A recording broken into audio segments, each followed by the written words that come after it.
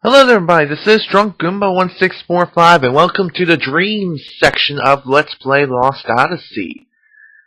My original plan for the Dreams of Lost Odyssey was I was going to include them with the video and, just continue onward if I had time or if I really wanted to. But after looking back at the first two sets of dreams that I have unlocked thus far, I realized that the video length combined with the dreams is just way too long. Because one video with the dream included would have been like 30 minutes long, and the second dream I unlocked, including the next video, would have been 40 minutes long. Seriously, 40 minutes for a Let's Play video is way too long. Especially for any beginner LPer who has the unlimited time limit. But not saying you do or you don't. I don't know. Whoever you are, you know if you have it or not. So this is basically how I'm going to be dividing dreams. Dreams are going to be in their own separate videos, and yeah, that's basically how it's going to work. If I unlock multiple dreams in a single recording, I may just include that dream too. So, yeah, this is pretty much how it's going to be released. First, there'll be the main video, and if a dream is unlocked, the dream will be included with that, the video's upload on that particular day. And that's basically how it's going to work and how things are going to plan out, for the most part, unless I receive some negative feedback and people want me to change my plans. But, anyways, that's enough jibber-jabber from me, because I've been going on for almost 3 minutes, or whatever, it's already past 2 minutes. Anyways, let's get on to the first stream, and you won't really be hearing from me again, really, when, I'm explaining dreams again. So, here we go with the first stream, Hanna's departure.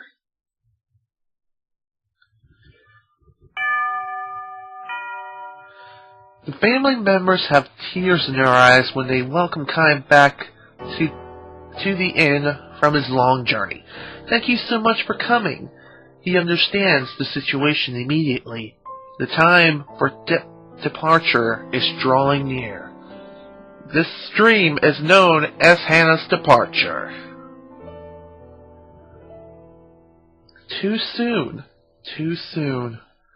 But still he knows this day would have to come sometime, and not in the distant future. I might never see you again, she said to him with a sad smile when he left on his journey. Her smiling face, almost transparent in its witheredness, so fragile, and therefore indescribably beautiful, as she lay in bed.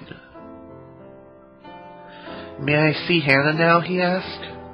The innkeeper gives him a tiny nod and says, I don't think she'll know who you are, though. She hasn't opened her eyes since last night. He warns Kaim, you can tell from the slight movement of her chest that she is dingling to a frail thread of life. Couldn't read that at first for some reason. Whatever, continuing on. But it could snap at any moment. It's such a shame. I know you made a special point to come here to see her. Another tear glides down the wife's cheek. Never mind, it's fine, Kaim says. He has been present in whatever the hell the word is, death, and his experience has taught him much. Death takes away the power of speech, first of all, then the ability to see. What remains alive. To the very end, however, is the power to hear. Even though the person has lost consciousness, It is by no means unusual for the voices of the family to bring forth smiles or tears. Kaim puts his arms around the woman's shoulders and says, I have lots of travel stories to tell her. I've been looking forward to this my whole time on the road. Instead of smiling, the woman releases another large tear and nods to Kaim, and Hanna was looking forward to hearing your stories. Her sobs almost drowned out her words. The innkeeper says, I wish I could urge you to rest up from the travels before you see her, but Kaim interrupts his apologies. Of course, I'll see her right away. There is little time left. Hanna, the only daughter of the innkeeper and his wife, will probably breathe her last breath before the sun comes up.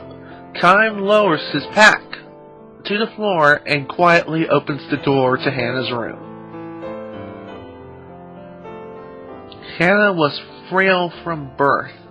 Far from enjoying the opportunity to travel, she rarely left town or even the neighborhood in which she was born and raised. This child will probably not live to adulthood, the doctors told her parents. To this tiny girl with extraordinary, beautiful, doll-like features, the gods had dealt an all too sad destiny. That they had allowed to be born the only daughter of the keepers of a small inn by the highway was perhaps one small act of atonement for such inequality. Hanna was unable to go anywhere, but the guests who stayed at her parents' inn would tell her stories of the countries and towns and landscapes and people that she would never know. Whenever new guests arrived in the inn, Hanna would ask them, Where are you from? Where are you going? Can you tell me a story? Wow, that's just so sad. She would sit and listen to their stories with sparkling eyes, urging them on to new episodes and then, when they left the inn, she would beg them, please come back and tell me lots and lots of stories about faraway countries. She would stand there waving until the person disappears far down the highway, give one lonely sigh, and go back to bed. Man, that is really sad. Hanna is sound asleep. No one else is in the room. Perhaps whatever the word is, that she has long since passed the stage when the doctors can do anything for her. Kaim sits down in the chair next to the bed and says with a smile, Hello, Hanna, I'm back. She does not respond. Her little chest, still without swelling of a gross woman, rises and falls almost whatever the word is. Sorry, I can't read apparently. Whatever. I went far across the ocean this time, he tells her. The ocean on the side where the sun comes up. I took a boat from the harbor way, way, way far beyond the mountains you can see from this window. And I was on the sea from the time the moon was perfectly round, till it got smaller and smaller, and then bigger and bigger, until it was full again. There was nothing but ocean as far as the eye could see, just the sea and the sky. Can you imagine it, Hanna? You'll never see the ocean, but I'm sure people have told you about it. It's like a huge but endless puddle. Kaim chuckles to himself, and it seems to him that Hanna's pale white cheeks move slightly. She can hear him, even if she cannot speak or see. Her ears are still alive. Believing and hoping this to be true, Kaim continues with the story of his travels. He speaks no words of parting. As always with Hanna, Kaim smiles with a special gentleness he has never shown to anyone else, and he goes on telling his tale with the brightest voice somewhere, even accompanying his stories with the exaggerated gestures. He tells her about the blue ocean. He tells her about the blue sky. He says nothing about the violent sea battles that stained the ocean red. Wow, I couldn't read that because the text was in the window, and yeah, you get the point. He never tells her about those things. Hanna was still a tiny girl when Kaim first visited the inn. When she asked him, "Where are you from, and will you tell me some stories?" with her childish pronunciation and innocent smile, Kaim felt a soft glow in his chest.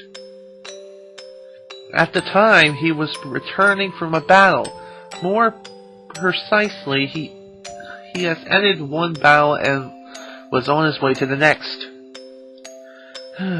His life concentrated on traveling from one battlefield to another, and nothing about that has changed to this day. He has taken the lives of countless enemy troops and witnessed the deaths of countless comrades on the battlefield. Moreover, the only thing separating enemies from comrades is the slight stroke of fortune. Had the gears of destiny turned in a slightly different way, his enemies would have been comrades and his comrades' enemies. This is the fate of the minority, or whatever the hell the word is. I don't know. Sorry.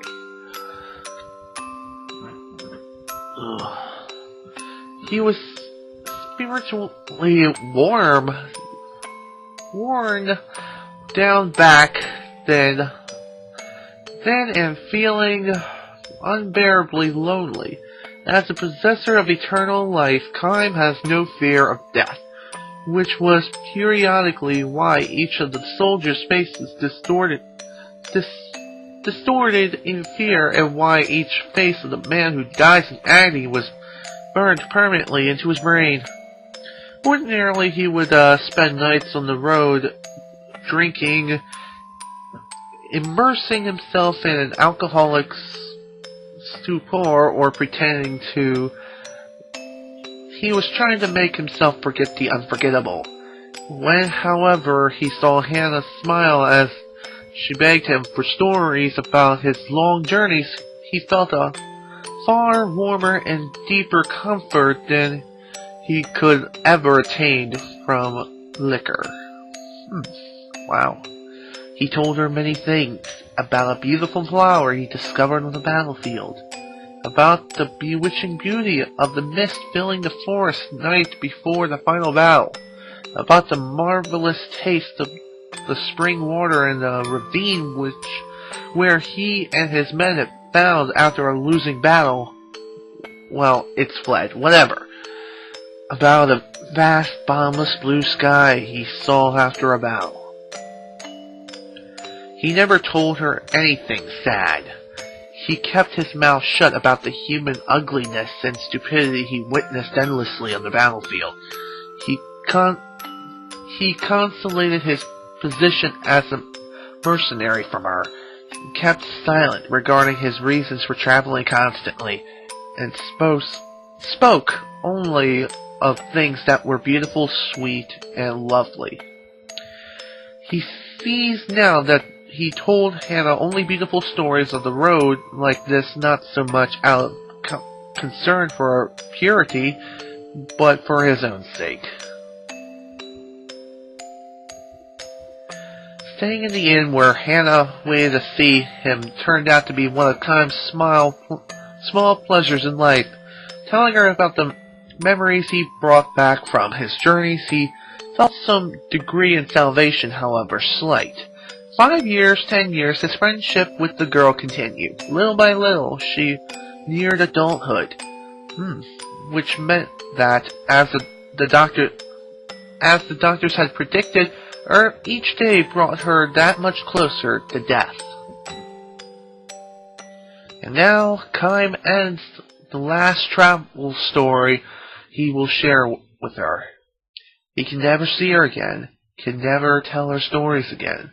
Before dawn, When the darkness of night is at its deepest, long pauses enter into Hanna's breathing. The frail thread of her life is about to snap as Kaim and her parents watch over her. The tiny light that has logged into Kaim's breast will be extinguished. His lonely travels will begin again tomorrow. His long, long travels without end. You will be leaving on travels of your own soon, Hanna, Kaim tells her gently. You'll be leaving for a world that no one knows, a world that has never entered into any of the stories you have heard so far. Finally, you'll be able to leave your bed and walk anywhere you want to go. You'll be free. He wants her to know that death is not sorrow, but a joy mixed with tears. It's your turn now. Be sure and tell everyone about the memories of your journey. Her parents will make the same journey someday, and someday Hanna will be able to meet all of her guests she has known at the end, far beyond the sky. I, however, can never go there. I can never escape this world. I can never see you again. This is not goodbye. It is just the start of your journey. He speaks his final words to her. We'll meet again. His final lie to her.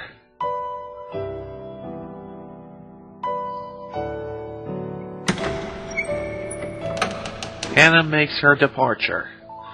Her face is transfused with tranquil smiles as if she had just said, "See you soon." Her eyes will never open again. A single tear glides down slowly down her cheek. The end.